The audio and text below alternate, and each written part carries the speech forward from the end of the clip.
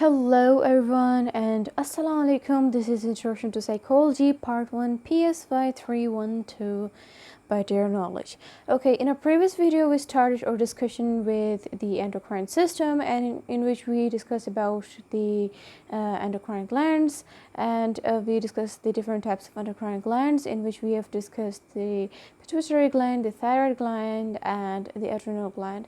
And if you haven't watched all those videos, I have given a link in description. You can click on those link and watch those videos.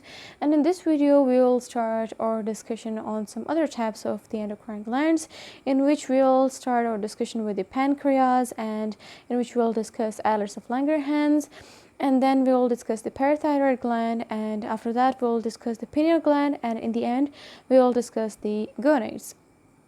So let's start our discussion with the pancreas.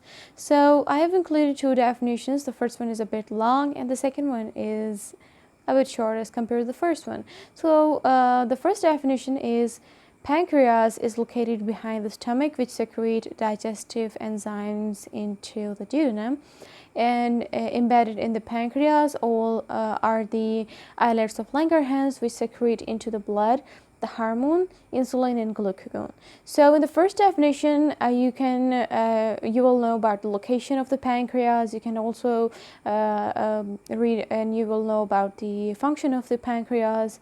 And in the second definition, which is a bit short as compared to the first definition, so the second definition is the organ near the stomach that contains the islets of Langerhans. And it's very simple, that it's an organ that is located near the stomach and it contains islets of Langerhans. So if we talk about the location of the pancreas, so pancreas is basically an organ that is located in the abdomen, or as you can read in the definition, that is behind the stomach. So it is located in the abdomen behind the stomach. And the structure of pancreas is something like that. So you can see that this part is known as the pancreas. So this pointy tail or pointy side of the pancreas is known as tail of pancreas, and the middle side is known as, or it is called, body of pancreas, and this part or this portion is called head of pancreas. So this is the structure of a pancreas. If we talk about the function of pancreas, so basically pancreas play an essential role in converting the food we eat into fuel for the body cell. And the pancreas has two main functions: an exocrine function that helps in digestion, and an endocrine function that regulates blood sugar. So in short, we can say that pancreas regulate blood sugar and insulin levels, and it is involved in hunger. So the next term which comes is Islets of Langerhans. So if it is a new term for you, it is basically Islets of Langerhans because S is silent. The definition include endocrine cell in the pancreas that regulate the level of sugar in the body. So Islets of Langerhans was discovered in 1869 by a German pathological anatomist, Paul Langerhans, and that is why it is called Islets of Langerhans. It is also called pancreatic islets, and the pancreatic islets or Islets of Langerhans are the region of the pancreas that contains its endocrine cells, which is hormone producing cells. And the pancreatic islets or the islets of Langerhans constitute 1 to 2% of the pancreas volume and receive 10 to 15% of its blood flow. So the location is that it is embedded in the pancreas, as you can see in the picture. So the islets of Langerhans are embedded in the pancreas. And about the functions, so the islets of Langerhans, which are embedded in the pancreas, regulate the level of sugar in the bloodstream by secreting two hormones that have opposing action, the glucagon and insulin. So glucagon causes the liver to convert its stored sugar into blood sugar and dump it into the bloodstream. And insulin, in contrast, reduces the amount of blood sugar by helping the body cell absorb sugar in the form of fat. So blood sugar level is important psychologically because it's one of the factors in the hunger motive, and it helps in determine how energetic a person is. So the next gland is parathyroid gland. So the definition include four glands embedded in the thyroid that produce parathormone. So the location is that it is embedded in the thyroid gland. As you can see in the picture, those 4 points below in the thyroid glands are the location that is called parathyroid gland. So parathyroid glands are the four small glands embedded in the thyroid glands are the parathyroid gland, and they secrete parathormone, which is important in the functioning of the nervous system. So parathormone controls the excitability of the nervous system by regulating iron levels in the neurons, and too much parathormone inhibits nervous activity and leads to laziness, or a term called lethargy, and too little of it may lead to excessive nervous activity, and it can lead to tension. So the next gland is the pineal gland, and the definition of the pineal gland is the endocrine gland that is largely responsible for the regulation of biological rhythms. So the location is that it is located between the cerebral hemisphere and attached to the top of the thalamus.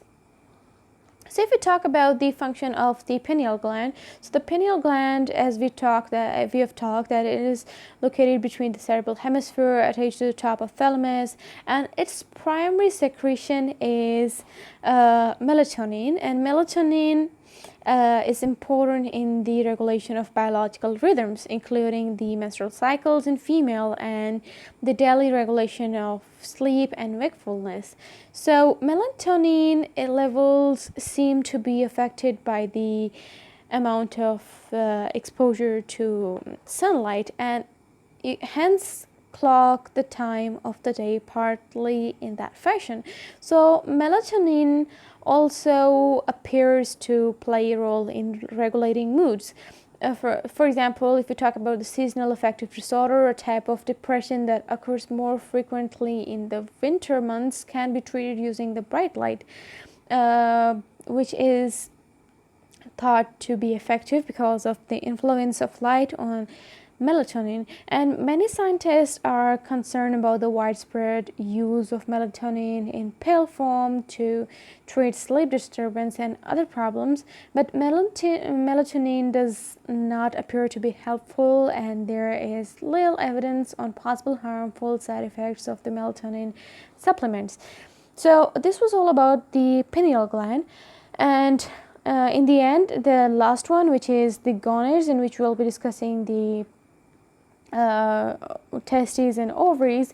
So the definition I've included two definitions of gonads. The first one is the gland that produces sex cells and hormones important in sexual arousal, and that contains or contribute to secondary sex characteristics, which include hair growth and other development.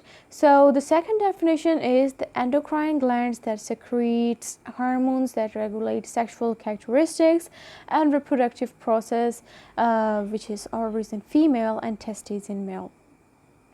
Gonads are basically, there are two sex glands, the ovaries in female and the testes in male. So the glands produce the sex cells, ova in female and sperm in male, and they also secrete hormones that are important in sexual arousal and contribute to the development of so-called secondary sex characteristic, and which is about, for example, growth of chest hair in men, and depending of voice in males at adolescence, and other characteristics. So the most important sex hormones are estrogen in female and testosterone in male.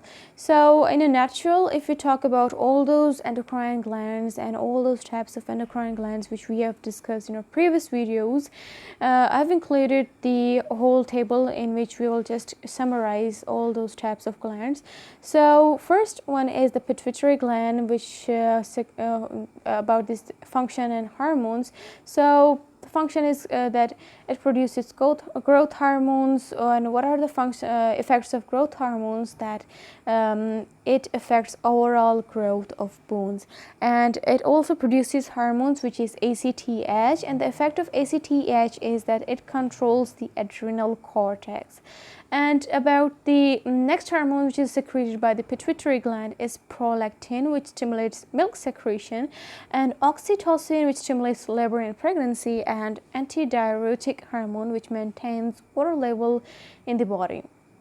Whereas the second one is adrenal gland, which we have discussed in our previous videos. So it secretes two hormones, which is adrenaline and noradrenaline, and they're also called epinephrine and norepinephrine. And what are the effects of adrenal glands, adrenaline and noradrenaline, is that it increases metabolic activity, and there are also hormones as well as neurotransmitters. And the third endocrine gland, which we have discussed in our previous videos, is thyroid gland. What thyroid gland secrete is a hormone that is called thyroxine, and it increases a metabolic activity. And we have also discussed the gonads, which produces two hormones, the estrogen and testosterone. So estrogen regulates female sexual growth and testosterone regulates male sexual growth. And the second last one is parathyroid gland, which secrete hormone that is known as parathormone. And the effects of parathormone is that it controls the excitatory of the nervous system. And the last one is about the pineal gland. Pineal gland secrete hormones, which is melatonin, and melatonin plays a key role in the regulation of biological rhythms. So this was the end of the video. If your concept is clear, you can like the video. If not, you can ask us in the comment section and we will be happy to help you out. Plus, if you're new to this channel and if you want to stay notified for all the upcoming videos, you can subscribe to Dear Knowledge. You can subscribe to our channel. You can click on the bell icon so you will never ever miss any notification. Plus, you can share the link of this video and channel with your family member and friends, because sharing is caring. Until then, Allah Hafiz.